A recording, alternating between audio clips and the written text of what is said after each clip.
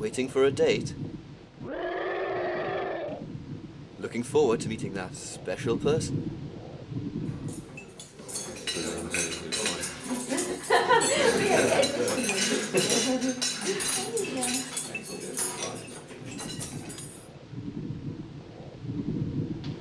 Life can be hard when you're a hideous sack-like mutant from the planet Skara, with 4 arms and great big googly eyes on stalks.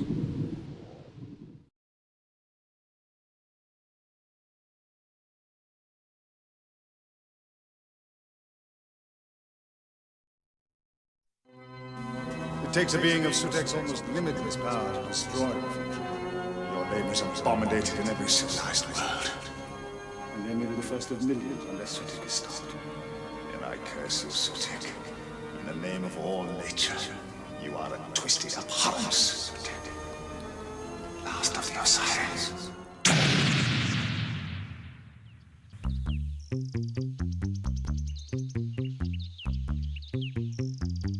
Good morning, Sutek. Good morning.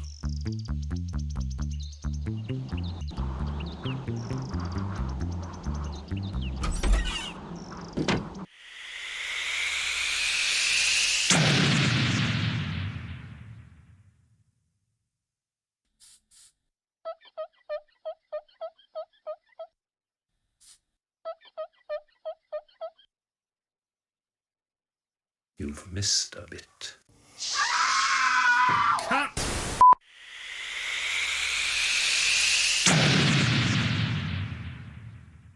Oh yes, I can remember the audition for the role of me very well. Philip Hinchcliffe invited me into the office one day for a bit of a chat.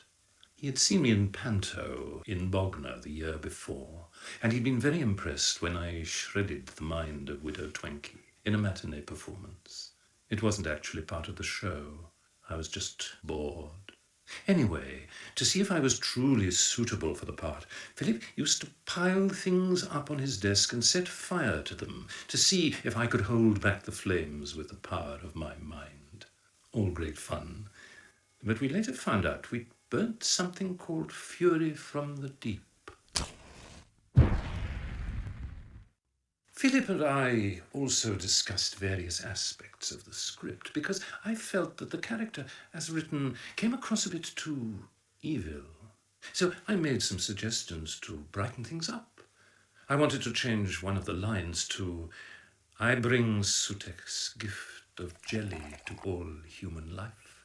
Or, "I bring Sutek's gift of ocelots to all human life." But it was all to no avail. Someone get Sutek's straw.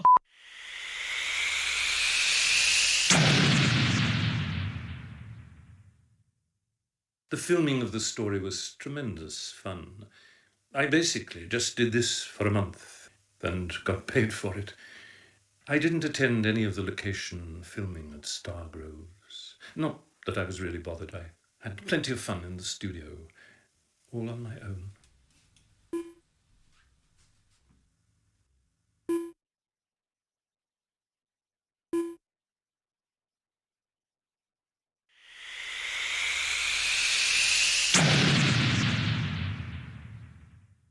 I suppose doing Doctor Who did typecast me, yes.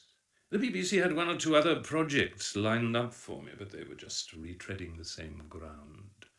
One was called Seek Sutek, where I'd hide in people's houses and then jump out shouting grrrr. That one only lasted for 1 episode, where I forgot myself for a minute and gave an elderly woman the old zzz. And the other project was Sutek's Swap Shop. That one ran for 1 episode. A child in Glamorgan swapped a Bunty annual for an Osiran war missile. You can probably guess the rest.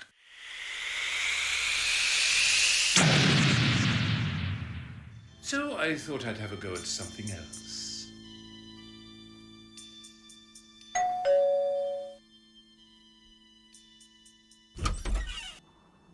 I bring Sutek's gift of milk to all human life.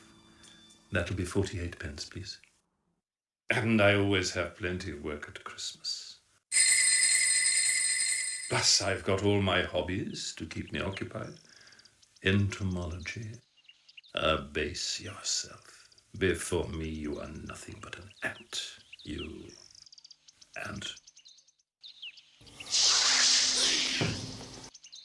I'm very interested in art.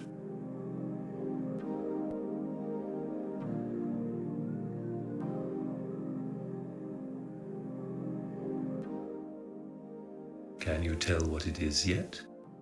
And my pets. This is the real plaything of Sutek. His name's Neil. Kneel. Kneel before the might of Sutek. All in all, I can't complain. It was all great fun. I have no regrets. Well, except for maybe the little child in Glamorgan.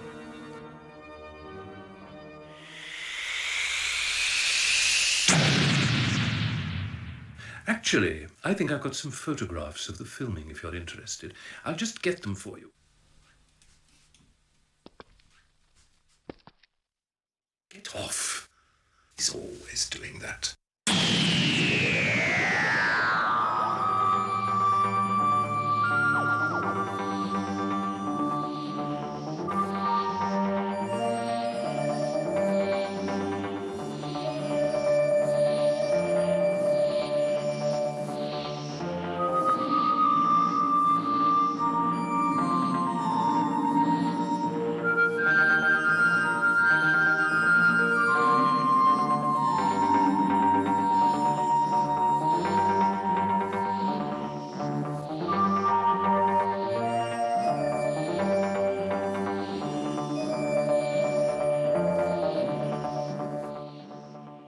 I am Sutek the Destroyer.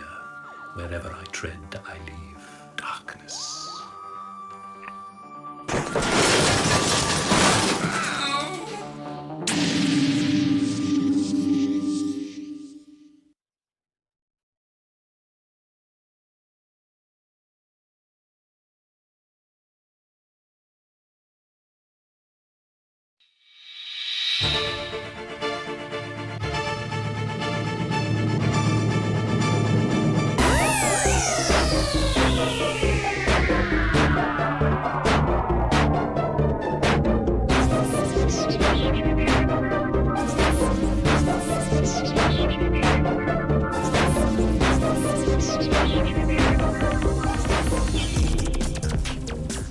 In this episode of Ion, we focus on the tiny village of Blatchford and examine how it feels to be an outsider trying to settle into a closed country community. An outsider who had forgotten we were coming and who got more and more dejected as filming went on. Join us as we spend a week in the life of Sardoth, the second to last of the Jaggeroth. Trying to fit in with the ways of a small community can be a daunting prospect, yet Sardoth is doing all he can to integrate into life in Blatchford. Hello, humans! Stay clear off, Wormface. One eye. And so far is failing, massively. He has tried to make friends by taking up the usual rural pursuits. Long walks in the country, grouse shooting,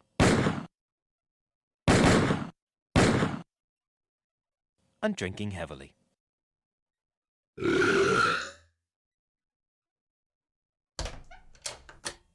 Sardoth's splinters have a checkered history, much like Sardoth himself, which isn't helped by the constant nagging from his other selves.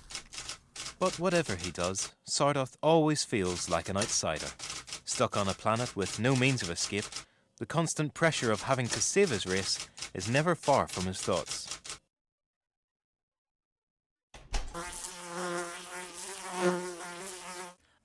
Ow! Just a tip. Something in my eye. What was that bee made of? Oh, that's better. Ooh, don't end up looking like him, do I, eh? Oh, no way.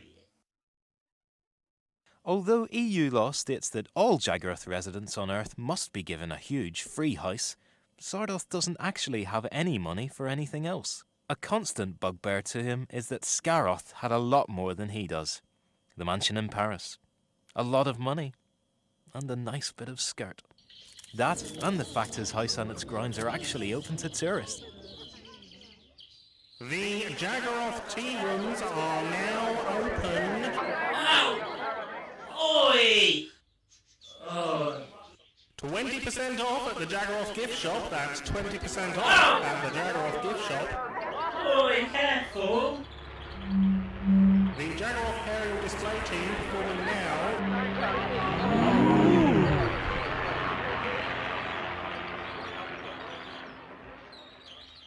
It's not easy being green. Oh, thank you, my little darling. God bless you. Sardoth's isolation and lack of any success led him to seeking medical advice. Understandably, he still finds this part of his life too distressing to talk about. So we went to talk to his GP without telling him. Dr. Amadeus Guile is a doctor. For 40 years now, he has been treating unusual medical cases and has become something of an expert in this field. Oi,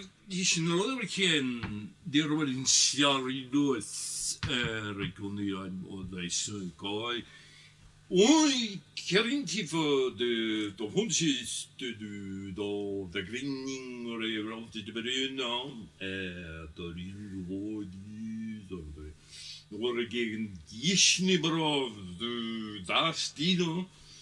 Is it born to the one year the splintering? Zorn is not you see it, but I was never going to shoot the word. Is one of the Hühnerholm is really started on me, annoyed. Yeah. Would you care for some death certificates? Only 50 quid a throw.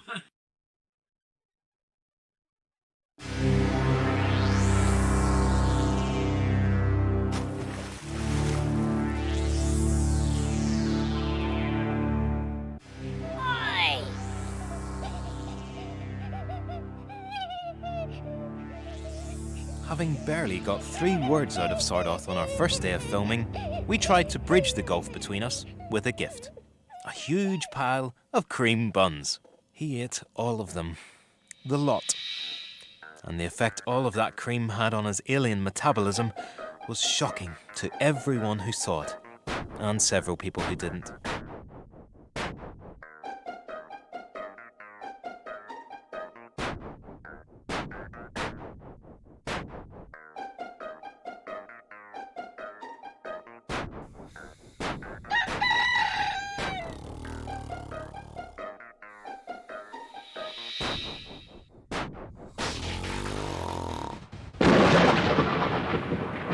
Strangely, this incident opened Sardoth up to us a little more. The next day, he gave us permission to film him as he embarked on a new scheme to raise money for his time machine project. Sardoth's idea raised a total of 5 pence. Not nearly enough revenue. Oi! Why, you're lucky you caught me off balance, you little... If I ever catch you around this way... Oh, Mummy, he's coming back! Snotface! Snotface? By this point, we were curious to know why his other splintered selves in the past hadn't left him any great pieces of art that he could sell off. Oh, do you really want to know? We told him that we did. Oh, really? Alright, I'll show you. I keep all the splinter junk up in the annex. Come on.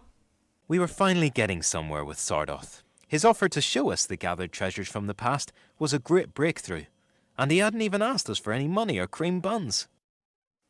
Right. Box of splinter junk. Where are you then, eh? Right, box of splinter junk, splinter junk, splinter junk, splinter junk, box of splinter junk, box of splinter junk. Ah! Just look at all this. Tat. A Picasso original. That he did when he was 5. The recipe for lettuce. Just coals. Some of Leonardo da Vinci's original sketches. For a child's plastic bucking mule game. Some of Da Vinci's pictures would have been useful, wouldn't they? Oh, I've got some of those. Look, I have no idea where you got a Polaroid camera from, but what a waste of time. So I figured if you want a job doing properly, you may as well do it yourself.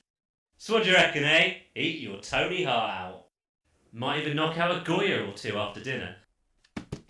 So what other plans did Sardoth have to fund his time travel experiments? I did have a job, but I was sacked last week. Stupidly, we asked what job. Testing binoculars. They kicked me out. Discrimination, that is. We were going nowhere fast.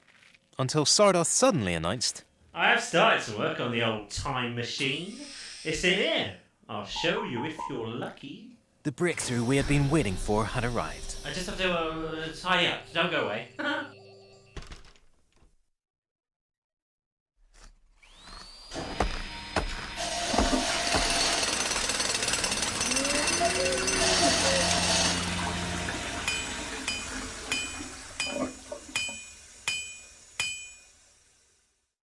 At last I reveal the machine de la time. The time machine. Yeah!